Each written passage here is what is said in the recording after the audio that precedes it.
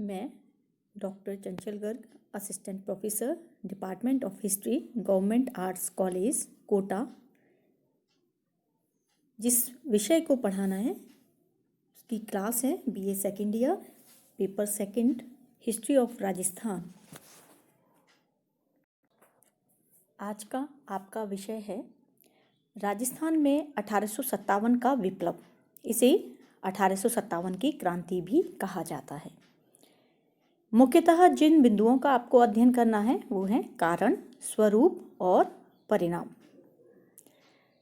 सबसे पहली चीज़ कि राजस्थान में जो 1857 का विप्लव हुआ था, यह क्रांति किस किस के मध्य हुई। क्रांति हुई थी ईस्ट इंडिया कंपनी के विरुद्ध, और किसने की थी? भारतीय जनता ने की थी। उस समय लगभग संपूर्ण भारत, विशेषतः उत्तर भारत में 1857 की क्रांति हुई थी।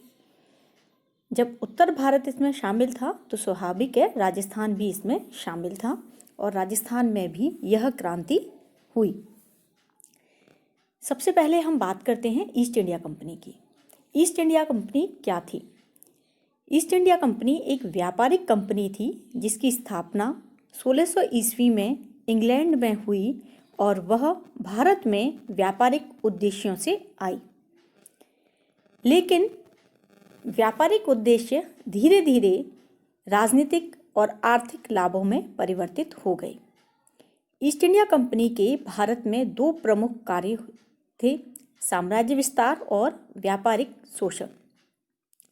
साम्राज्य विस्तार यानी कि उन्होंने ये जाना कि जब तक भारत, जैसे ही वो भारत की भूमि पर अपना अधिकार कर लेंगे, उनके आर्थिक लाभ बढ़ते जाएंगे, कर वसूली या अन्य अधिकार जो हैं वो उन्हें प्राप्त हो जाएंगे।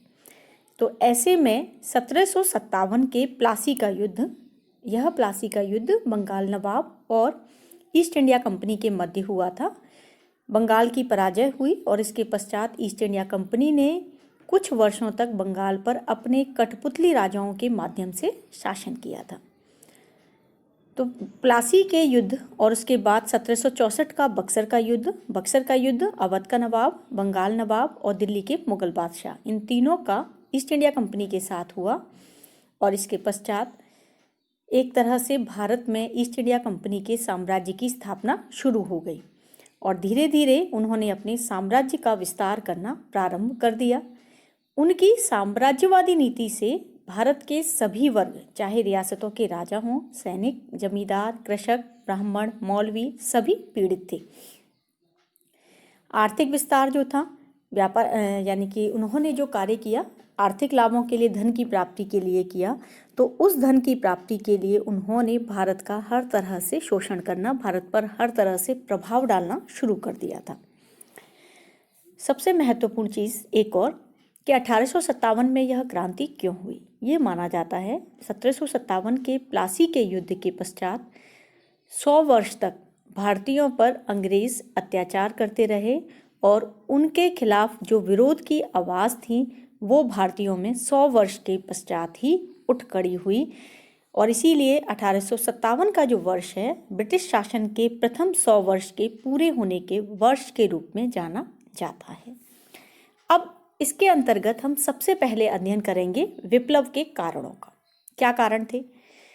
इन्हें हम प्रमुख बिंदुओं के अंतर्गत लेते हैं: आर्थिक कारण, राजनीतिक कारण, सामाजिक कारण, सैनिक कारण और तात्कालिक कारण।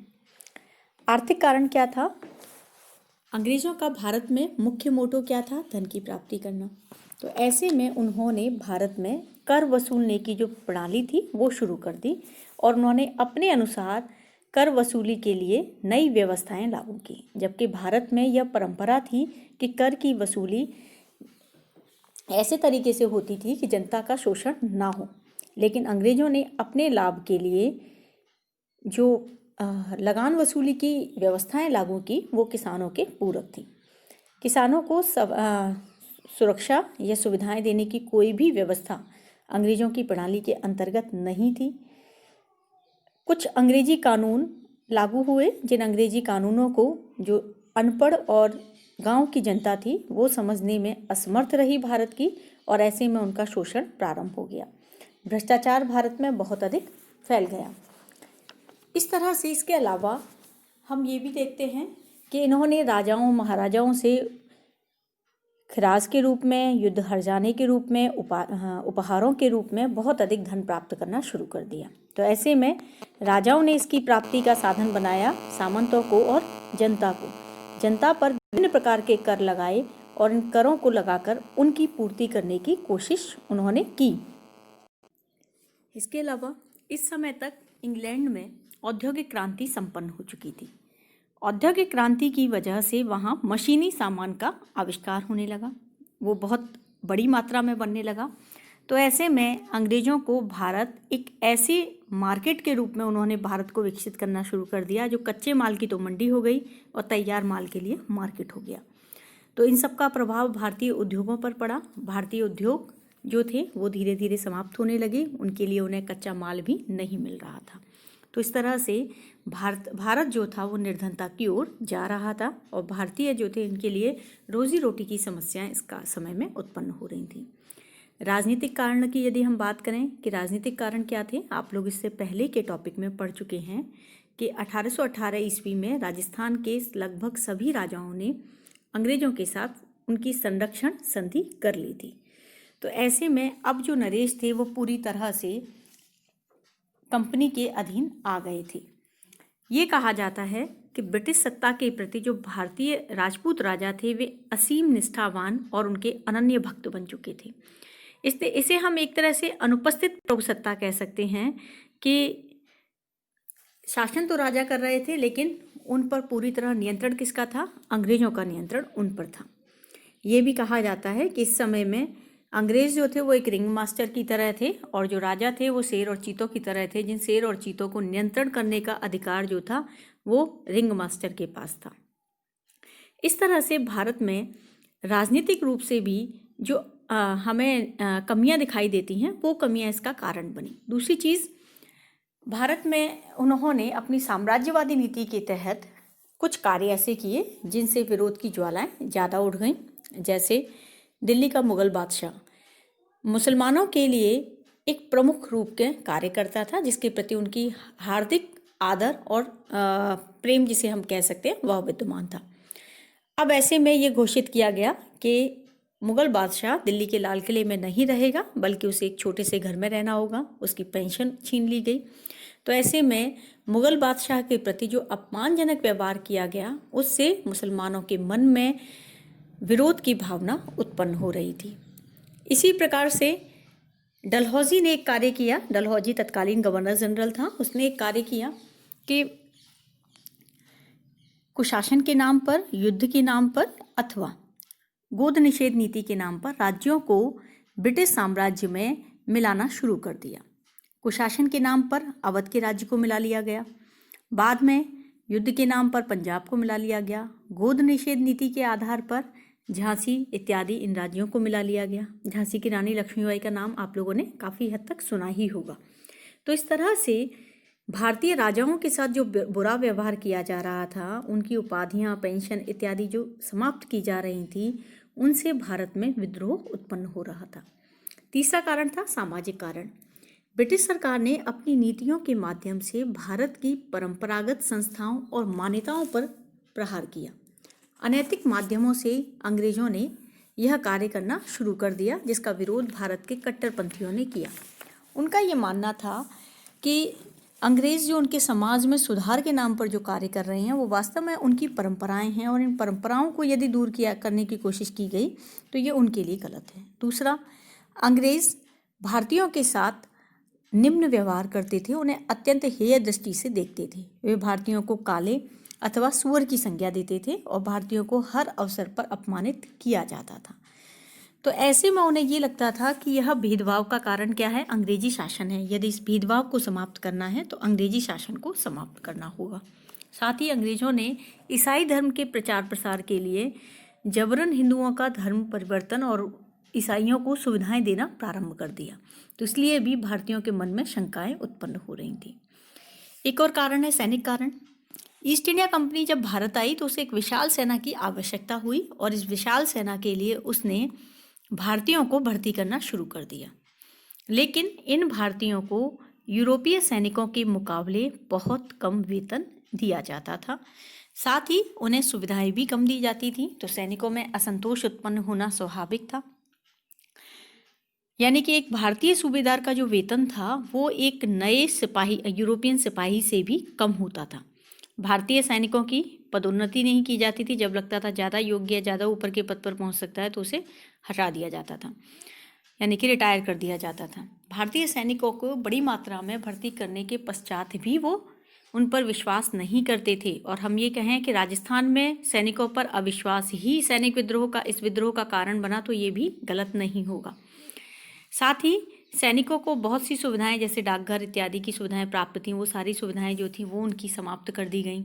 इसके साथ ही सैनिकों को समुद्र पार भेजा जाता था, और भारत में यह मान्यता थी कि यदि समुद्र पार भेजा जाएगा तो उसे जात बाहर घोषित कर दिया जाएगा। और ऐसा एक सिपाही सीताराम नाम का था, जब अफगानिस्तान से लौटा तो उसे जात बाहर घोषित कर दिया गया था।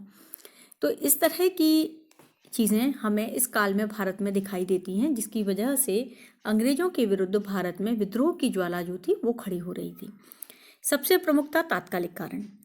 1856 में ब्रिटिश सरकार ने एक नई बंदूक एनफील्ड राइफल का प्रयोग करने का निश्चय किया भारतीय सैनिकों के मध्य।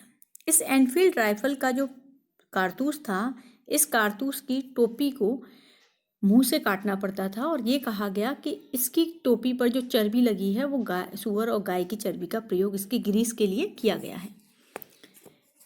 ऐसे में भारतीयों में जब यह अफवाह फैली तो भारतीयों ने इसका विरोध करना शुरू कर दिया। दूसरा एक और भी कहा जाता है जो बाद में फैली, कि जो भारतीय सिपाहियों का जो खाने का आटा है उसमें हड्डियों का चूरा मिलाया जाता है, जिससे उनका धर्म अपवित्र हो जाए और उन्हें ईसाई धर्म में परिवर्तित करा दिया जाए। तो इस तरह की अफवाहें जब फैल रही थी, ये सब चीज़ें जब हुई, तो उनकी वजह से 1857 की जो क्रांति थी वो हुई। 1857 की क्रांति भारत में सबसे पहले बरहामपुर छावनी में हुई 26 फरवरी 1857 को। यहाँ 19वीं पलटन के सैनिकों ने इन चर्बी लगे कारतूसों का प्रयोग करने से मना कर दिया। सरकार ने इस टुकड़ी को भंग कर दिया। सैनिकों में असंतोष व्याप्त हो गया। इसी समय 29 मार्च 1857 को बैरकपुर छावनी की 34वीं रेजिमेंट में विद्रोह किया। मंगल पांडे ने एक ब्रिटिश अधिकारी को मार दिया, 2 अंग्रेज अधिकारियों को गोली मार दी। मंगल पांडे को मौत की सजा दी गई।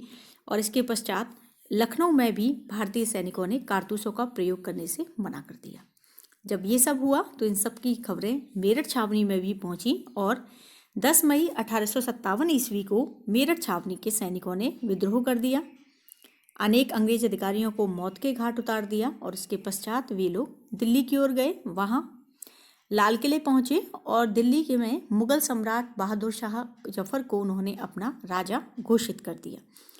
इस समय ब्रिटिश शासन से पीड़ित जितने भी असंतुष्ट राजा, रियासत के लोग इत्यादि ये लोग थे, वो सभी क्रांतिकारियों के साथ हो गए, और इस तरह से भारत में 1857 का विद्रोह शुरू हुआ। अब बात करते हैं हम 1857 में राजस्थान में अंग्रेजों की स्थिति कैसी थी। ये ध्यान रखिएगा, राजस्थान में अंग्रेजों की 6 छावनियाँ थी। नसीराबाद, नीमच, एरनपुरा, देवली, खेड़वाड़ा और ब्यावर। अगर ढंग से हम इनका अध्ययन करेंगे तो स्थान वाइज जब भौगोलिक स्थिति देखेंगे तो अजमेर के आसपास ये सारी की सारी स्थापित हैं। अजमेर, उदयपुर, यानी कि यही वाला एरिया है जहाँ पर ये सभी स्थापित हैं। जब भारतीय राजपूत राजाओं ने अंग्रेजों के संरक्षण को स्वीकार कर लिया था तो राजस्थान के राज्यों में शांति और व्यवस्था को बनाए रखना किसका कर्तव्य हो गया? अंग्रेजों का। तो ऐसे में अंग्रेजों ने 1832 ईस्वी में अजमेर में राजपूताना रेजिडेंसी की स्थापना की, और राजपूताना रेजिडेंसी का प्रमुख किसे बनाया? एजीजी को। एजीजी का मतलब है agent to the governor general को। और agent to the governor general की सहायता के लिए विभिन्न रियासतों में पॉलिटिकल एजेंट, या जिन्हें हम रेजिडेंट कहते हैं, वह नियुक्त किए गए थे। 1857 ईस्वी में इस पद पर जॉर्ज पैट्रिक लॉरेंस एजीजी था, और उसकी सहायता के लिए अन्य लोग भी राजस्थान में थे। 19 मई 1857 को पैट्रिक लॉरेंस को मेरठ की विद्रोह की सूचना प्राप्त हुई। तो जब उसे मेरठ विद्रोह की सूचना उसे प्राप्त हुई तो उसे उस समय राजस्थान की कंडीशन क्या थी कि छावनियों में 5,000 भारतीय सैनिक थे, कोई भी यूरोपीय सैनिक उस समय में वहाँ पर नहीं था और इसीलिए एजीजी को चिंता हुई। उसने राजस्थान के सभी राजाओं को निर्देश दिया कि वे ब्रिटिश सत्ता के प्रति निष्ठावान रहें, अपने राज्यों में शांति बनाए रखें, अपने राज्यों में विप्लवकारियों को न घुसने दें और यदि घुस जाएं तो उन्हें तुरंत गिरफ्तार कर लें। ब्रिटिश अधिकारियों द्वारा विप्लव के दमन के लिए जब भी सहायता मांगी जाए उन्हें सहायता दें। और सबसे ज़्यादा प्रमुख चिंता एजीजी को किस चीज़ की थी? अजमेर की, क्योंकि अजमेर में इस समय में ब्रिटिश सरकार का शस्त्रागार, राजकोष और बहुत अधिक संपदा थी। यदि विप्लवकारी अजमेर पर अधिकार कर लेते तो अंग्रेजी सरकार की जो स्थिति थी वो दयनीय हो जाती और विप्लवकारियों की स्थिति मजबूत हो जाती। और अजमेर शस्त्रागार और राजकोष की रक्षा इस समय मेरठ से आई 15वीं बंगाल नेटिव इन्फेंट्री की 2 टुकड़ियां कर रही थी। उसे ये लगा एजीजी को कि मेरठ में ही विद्रोह हुआ है और ये जो सैनिक टुकड़ियां मेरठ से आई हैं, क्या पता ये लोग भी विद्रोह कर दें। तो उसने मेरठ से आई हुई सैनिक टुकड़ियों को नसीराबाद भेज दिया और अजमेर की रक्षा के लिए 2 मेर रेजिमेंट अजमेर बुला लें और उन्हें यहाँ स्थापित कर दिया। और साथ ही कोटा से भी आदेश दिया गया कि कोटा के सैनिक अजमेर पहुँचें। एजीजी ने बम्बई सरकार से भी यहाँ पर यूरोपियन सेनाएं भेजने के लिए कहा। अब ये जो कार्य हो रहे थे, इधर तो सैनिकों में विद्रोह, सैनिकों में शंका उत्पन्न कर दी और इधर जो राजस्थान के सामंतों का एक वर्ग था, क्योंकि अंग्रेजों ने सामंतों के विशेषाधिकारों को छीन लिया था। राजाओं को जब अंग्रेजों का संरक्षण प्राप्त हो गया तो उन्हें ये लगने लगा कि अब सामंतों की कोई ज़रूरत नहीं है, तो वो सामंतों पर विभिन्न प्रकार के कर और उनका दमन करने का प्रयत्न करने लगे। इधर अंग्रेजों को भी लगा कि सामंतों की अब ज़रूरत नहीं है, क्योंकि सेनाएं तो वो खुद की रखते थे और उसका खर्चा राजा से लेते थे। तो सामंतों के विशेषाधिकारों को, उनके अधिकारों को समाप्त करने का पूरा प्रयास अंग्रेजों द्वारा किया जा रहा था। तो कई सामंत जो थे वो अंग्रेज विरोधी हो रहे थे और जनता जो थी वो तो अंग्रेजों के विरोधी थी, क्योंकि जनता को ये लगता था कि उसके कष्टों का कारण अंग्रेज हैं, तो यदि अंग्रेजों को बाहर निकाला जाए तो उनके कष्ट समाप्त हो सकते हैं। तो इस तरह से राजस्थान में सामंतों और जनता का एक वर्ग था, वह अंग्रेज विरोधी हो रहा था। राजस्थान में क्रांति का विस्फोट किस तरह से हुआ? सबसे पहले राजस्थान में जो क्रांति शुरू हुई वो नसीराबाद में हुई। ये ध्यान रखिएगा, कई बार ये कॉम्पिटिशन्स में भी पूछा जाता है क्वेश्चन कि राजस्थान में 1857 की क्रांति का सूत्रपात, ज्वालामुखी कहाँ फटा या इसका विस्फोट कहाँ हुआ? नसीराबाद में हुआ। डेट थी 28 मई 1857 और किया किसने था? 15वीं बंगाल नेटिव इन्फेंट्री के सैनिकों ने। कारण क्या था? जब उन्हें नसीराबाद भेजा गया तो उनके मन में यह शंका आने लगी कि उनके वफादार होते हुए भी अंग्रेजी सरकार ने और अंग्रेज गवर्नर एजीजी ने उन पर शक किया है। और इसी समय में यह अफवाह भी फैली कि सैनिकों को दिए जाने वाले आटे में मानव हड्डियों को पीसकर मिलाया जाता है। इसी समय सेना में यह अफवाह फैली कि खाने के आटे में मानव हड्डियों को पीसकर मिलाया जाता है। समस्त सेना में उत्तेजना फैल गई और 28 जून 1857 के दिन 3 बजे 15वीं बंगाल नेटिव इन्फेंट्री के सैनिकों ने विद्रोह कर दिया। ब्रिटिश अधिकारियों ने इन विप्लवकारियों को दमन करने का, इन्हें शांत करने की कोशिश की, लेकिन ऐसा नहीं हुआ। अंग्रेज अधिकारी घायल हो गए, अनेक मारे गए। 30वीं नेटिव इन्फेंट्री ने 30 मई को इस विद्रोह में भाग लिया और छावनी में जब विद्रोह बढ़ता गया तो अंग्रेज अधिकारी वहाँ से भाग लिए, या अंग्रेज अधिकारियों को वहाँ से अपने परिवार सहित वे लोग वहाँ से ब्यावर चले गए। और कंपनी में जो थी वो जिसे हम कहते हैं अराजकता फैल गई। अंग्रेज अधिकारियों के घरों की तिजोरियाँ तोड़ दी गईं, उनसे धन प्राप्त करके विद्रोही सैनिकों को वेतन के रूप में बांट दिया गया। ये विद्रोही सैनिक 18 जून को दिल्ली पहुंचे और इन्होंने दिल्ली में अंग्रेजी सेना जो दिल्ली लाल किले को घेरे हुए थी उन पर आक्रमण किया और अंग्रेजी सेना को परास्त कर दिया। इसके बाद विद्रोह हुआ नीमच में। नीमच में विद्रोह हुआ है 3 जून 1857 को।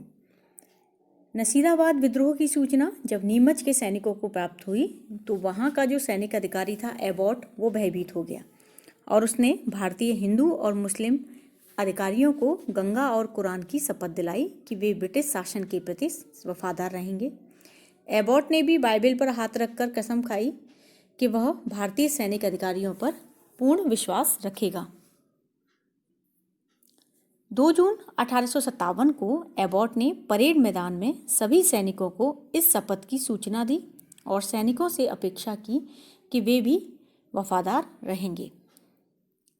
ऐसे में इस अवसर पर एक अश्वारोही सेना का एक सैनिक था जिसका नाम था मोहम्मद अली बेग।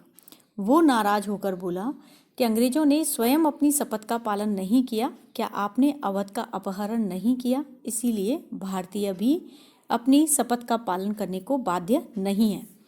मोहम्मद अली बेग को उस समय शांत कर दिया गया, लेकिन 3 जून को जब नीमच के सैनिकों को नसीराबाद विद्रोह की सूचना मिली तो उन्होंने भी विद्रोह कर दिया। तोपखाने पर अधिकार कर लिया, छावनी को घेर कर उसमें आग लगा दी और इस तरह से ब्रिटिश अधिकारियों के प्रति उन्होंने कार्यवाहियाँ करनी शुरू कर दी। ब्रिटिश अधिकारियों को अपने परिवार समेत वहाँ से भागना पड़ा। मेवाड़ की ओर जब ये जा रहे थे तो इन अंग्रेजों को डुंगला गांव के एक किसान रुंगा राव ने शरण प्रदान की। बाद में इस समय में ये भी हुआ कि विद्रोहकारियों ने नीमच के एक सार्जेंट की पत्नी और बच्चों को मौत के घाट उतार दिया। विप्लवकारी छावनियों को लूटते हुए शाहपुरा पहुंचे। यहाँ ये ध्यान रखिएगा कि शाहपुरा के ठाकुर ने विद्रोहियों का समर्थन किया, उन्हें 2 दिन तक अपने यहाँ ठहराया, रसद आदि का प्रबंध किया। उसके बाद विप्लवकारी निम्बाहेड़ा पहुंचे। यहाँ भी जनता और अधिकारियों ने उनका स्वागत किया। ये विप्लवकारी नीमच वाले विप्लवकारी देवली पहुंचे और देवली की छावनी को नष्ट कर दिया, लेकिन इस छावनी को अंग्रेज अधिकारी पहले ही खाली कर चुके थे। महिदपुर सैनिक टुकड़ी भयभीत होकर इन विप्लवकारियों के साथ मिल गई। विप्लवकारी टोंक पहुंचे, जनता ने स्वागत किया और टोंक के नवाब की जो सेना थी वो भी इनके साथ मिल गई, जिससे इनकी संख्या जो थी वो बढ़ गई। ये आगरा की ओर बढ़े।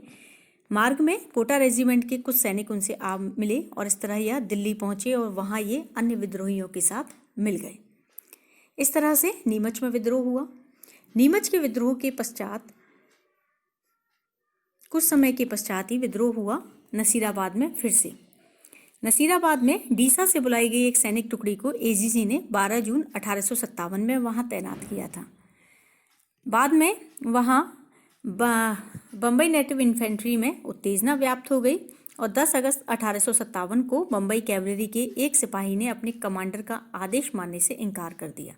जब उसका साथ अन्य साथियों ने दिया तो ब्रिटिश अधिकारी ने उन सभी को फांसी पर लटका दिया और अन्य सैनिकों को निशस्त्र कर दिया और इस तरह वहाँ पर जितने भी भारतीय सैनिक थे उन्हें सेवा मुक्त कर दिया गया। नसीराबाद के में होने वाले दूसरे विप्लव को अंग्रेजों ने इस तरह से शांत कर दिया।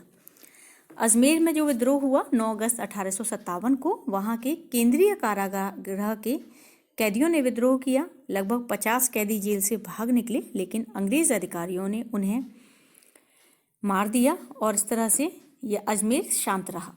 नीमच में पुनः विद्रोह हुआ। कोटा और मेवाड़ की सेनाएं नीमच में शांति के लिए जब वहां पहुंची तो 8 जून 1857 ईस्वी को नीमच पर ब्रिटिश सरकार ने पुनः अधिकार कर लिया। नीमच में कोटा, बूंदी और मेवाड़ की सेनाएं विद्यमान थीं और इस समय में ये अफवाह फैल गई मेवाड़ी सेना में कि मानव हड्डियों का चूरा आटे में मिलाया गया है। तो ऐसे में सहीवाल अर्जुन सिंह नामक जो सेनानायक था मेवाड़ी, उसने सैनिकों को दिए जाने वाले आटे की रोटियां उनके सामने खाईं, लेकिन फिर भी अफवाह या उनके मन में शंका समाप्त नहीं हुई। 12 अगस्त 1857 को नीमच में पुनः विद्रोह हुआ और जब यह विद्रोह हुआ तो इस समय में यूरोपीय सेनाओं ने मेवाड़ी सेना को दबा दिया और इस तरह से मतलब अंग्रेजों को क्षति तो पहुंची, लेकिन फिर भी यह विद्रोह जो था वो लगभग समाप्त हो गया। इसके पश्चात राजस्थान के अन्य क्षेत्रों में विद्रोह किस तरह हुआ और इस विद्रोह के क्या परिणाम निकले, इसका स्वरूप क्या था, यह आपको अगले वीडियो में पढ़ाया जाएगा। धन्यवाद।